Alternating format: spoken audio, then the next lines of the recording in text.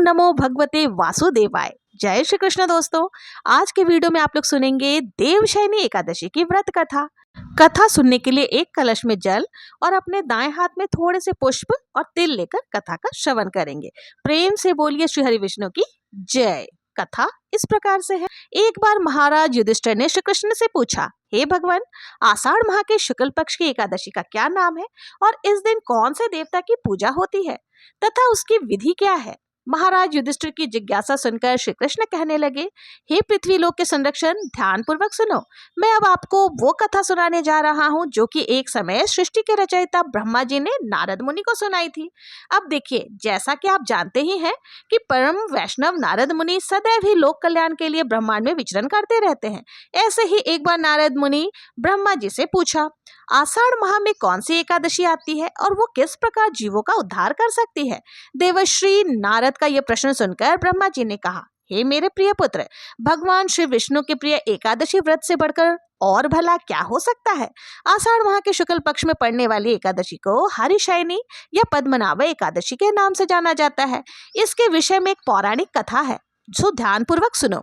सतयुग में मानधाता नामक चक्रवर्ती सम्राट राज्य करते थे। उनके राज्य में प्रजा बहुत सुखी थी, किंतु भविष्य में क्या हो जाए यह किसी को नहीं पता, अतः वो सम्राट भी इस बात से अनभिज्ञ थे। उनके राज्य में शीघ्र ही भयंकर अकाल पड़ने वाला है। उनके राज्य में पूरे 3 वर्षों तक वर्षा न होने के कारण भयंकर अकाल पड़ गया और इस अकाल से चारों ओर त्राही त्राही मच गई। धर्म पक्ष के यज्ञ, हवन, पिंडदान, व्रत कथा आदि में कमी हो गई। जब मुसीबत हो तब धार्मिक कार्यों में प्राणी की रुचि कहाँ रह जाती है। भीषण अकाल से त्रस्त प्रजा ने राजा के पास जाकर के रक्षा की गुहार लगाई, तो राजा इस स्थिति को लेकर पहले से ही दुखी थे। वो सोचने लगे कि आखिर में ऐसा मैंने क्या पाप कर्म कर दिया जिसका दंड मुझे इस रूप में मिल रहा है। फिर इस कष्ट से मुक्ति पाने के उद्देश्य से राजा अपनी सेना को साथ लेकर जंगल में चले गए। वो भटकते भटकते एक दिन ब्रह्मा जी के पुत्र अंगिरा ऋषि के आश्रम में जा पहुंचे और उन्हें साष्टांग प्रणाम किया। अंगिरा ऋषि ने राजा से कुशल मंगल पूछा और जंगल में विचरण और अपने आश्रम में आने का कारण पूछा।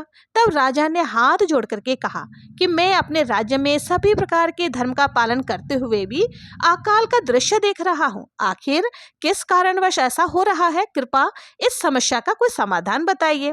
राजा की इस समस्या को सुनकर ऋषि अंगिरा ने कहा, राजन, सब युगों से उत्तम यह सतयुग है। इसमें छोटे से छोटे पाप का भी बहुत भयंकर दंड मिलता है। इसमें धर्म अपने चारों चरणों में व्याप्त रहता है। ब्राह्मण के अलावा किसी अन्य जाति को तप करने का अधिकार नहीं है, जबकि हे राजन, आपके राज्य में एक शूद्र तपस्या कर रहा है। यही कारण है कि आपके राज्य में वर्षा नहीं हो रही। जब तक वो काल को प्राप्त नहीं होगा तब तक ये दुर्भिक्ष शांत नहीं होगा। दुर्भिक्ष की शांति के लिए उसे मारना जरूरी है। संभव हो तो उसका वध करवा दीजिए। किंतु राजा का हृदय एक निरपराध शूद्र तपस्वी का वध करने के लिए तैयार नहीं हुआ। इसलिए उन्होंने कहा, हे देव, मैं उस निरपराध को मार दूं, इसके लिए मेरा मन स्वीकार नहीं कर रहा। कृपा करके आप कोई और उपाय हो तो बता दीजिए। तब महर्षि अंगिरा ने कहा, फिर आषाढ़ मास के शुक्ल पक्ष की एकादशी का विधि पूर्वक व्रत पूजन कीजिए। इस व्रत के प्रभाव से आपके राज्य में अवश्य ही वर्षा होगी। अपनी समस्या का आपको समाधान भी मिल जाएगा। अपनी समस्या का समाधान जानकर महाराज मानधाता ने मुनिवर को प्रणाम किया और उसके बाद वो अपने सेना सहित अपने राज्य में वापस लौट आए। फिर चारों वर्णों सहित पद्मनाभा एकादशी का व्रत पूजन किया। इस व्रत के प्रभाव से राजा के राज्य में मूसलाधार वर्षा हुई और पूरा राज धन धान्य से परिपूर्ण हो गया। भगवान श्री कृष्ण महाराज युधिष्ठिर से कहते हैं, हे युधिष्ठिर, हे राजन, ये महान पुण्यदायी, स्वर्ग और मोक्ष प्रदान करने वाली, सभी पापों को हरने वाली तथा उत्तम एकादशी व्रत है। आषाढ़ शुक्ल पक्ष में ये देवशयनी एकादशी के दिन जिन्होंने भी कमल पुष्प से कमल लोचन भगवान श्री हरि का पूजन तथा एकादशी का उत्तम व्रत किया है, उन्होंने तीनों लोकों और तीनों सनातन देवताओं का पूजन कर लिया। हरिशयनी एकादशी के दिन मेरा एक स्वरूप राजा बलि के यहाँ रहता है और दूसरा क्षीर सागर में शेषनाग के सैया पर तब तक शयन करता है जब तक आगामी कार्तिक की एकादशी नहीं आ जाती। अतः आषाढ़ शुक्ल एकादशी से लेकर कार्तिक शुक्ल एकादशी तक मनुष्य को भली भांति धर्म का आचरण करनी ही चाहिए। तो ये थी देवशयनी एकादशी की व्रत कथा। अब आइए सुन लेते हैं गणेश जी की कथा। एक बार गणेश जी के मंदिर में मेला भरा। सभी लोग मेला देखने जाने लगे। एक छोटी सी लड़की सभी को देख रही थी। उसने कहा, माँ मैं भी मेला देखने के लिए जाऊंगी। माँ बोली, वहां बहुत ज्यादा भीड़ होगी तो भीड़ में दब जाएगी। पर लड़की बहुत जिद करने लगी, नहीं मानी। तो माँ ने कहा, ठीक है चली जा, और उसके साथ 2 चूरमे के लड्डू बांध दिए, वह लोटे में जल देकर भेज दिया। माँ ने कहा, बेटी एक लड्डू गणेश जी को खिला देना, वो जल पिला देना, बाकी तू खा लेना। लड़की मेले में गई। सभी लोग मेला देखकर वापस आने लग गए। लड़की को भी वापस चलने के लिए कहा तो लड़की बोली, मैं तो गणेश जी को लड्डू खिलाकर पानी पिलाकर वापस आऊंगी। अब वो गणेश जी के शरण में जाकर बैठ गए और कहती गई, एक लड्डू तेरा, एक लड्डू मेरा।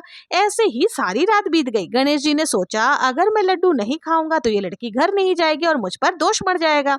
सो उसने एक छोटा सा बालक का रूप धरा और लड्डू जीम कर पानी पी लिया और प्रसन्न होकर लड़की से बोले, मांग, मैं तुझसे प्रसन्न हूँ। लड़की बोली, मुझे तो कुछ मांगना नहीं आता। उन्होंने कहा कि कोई बात नहीं, जो तुम्हें मांगना आता है वही मांग लो। लड़की बोली, अन्न मांगो, धन मांगो, 9 खंड महल मांगो, 84 दिया मांगो, हाथी हंस बादी पीस खूटियो हार, सेजा भरता रुंझुन बैल मांगो, बस इतना सा मांगो, सो मुझे दे देना। विनायक जी सोचने लगे, लड़की दिखती तो छोटी सी है परंतु बहुत कुछ मांग लिया।